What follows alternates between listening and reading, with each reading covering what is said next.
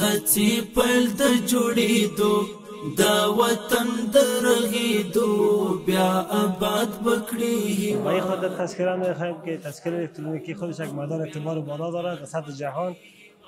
تذکره کاغذی در فعلا در افغانستان با اندازه قابل چالش اعتبار نمی باشه. کونا و فرسوده و چیره و گفا سخن زیاد داره. تذکره الکترونیکی خوبیش اینمی است که در سطح جهان قابل اعتبار می باشه و ضرورت به تاییدیه و تذکره و ترجمه انگلیسی و گفا سخن نداره. کسی که میخواد تذکره الکترونیکی بگیره خوبیایش اینمی است که در ادارات دولتی بانک باشه و بل برق باشه و از هر لحاظ باشه. از تذکره قاعده تذکره الکترونیکی خوبتر است و قابل اعتبار می باشه و با مشکل مواجه نمی باشه. ما الکترونیکی تذکره په دې چې اوس موږ که غواړو پاسپورت واخلو باید تذکره الکترونیکی ولرو، او که غواړو چې فرض مثال سیم کارت هم واخلو نو دا هم الکترونیکی تذکره ورته ضرورت ده، ځکه په کاغذي باندې هغه کوم معیارونه چې برقي تذکره لري کاغذي تذکره نه لري. یوه ګټه د الکترونیکی تذکرې دا ده چې د جرم و جنایت کچه راښکته کېږي، په دې چې دولت کولی چې ټولو اتباعو ته ښه منظمه برنامه جوړه کړي.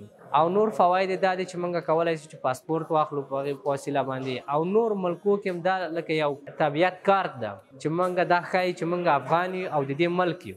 تذکره برقی که است در سطح جهان در همه جای قابل چالش است و از او استفاده کرده ما در مملکت‌های خارج هم میتونیم، چی برسه که در داخل کشور و خودترک است، در جیب هم جای میشه، قابل چیت شدن هم نداره. و هر نگاه تذکره الکترونیکی برقی و ما امتیازات بیشتر داره، خوب است.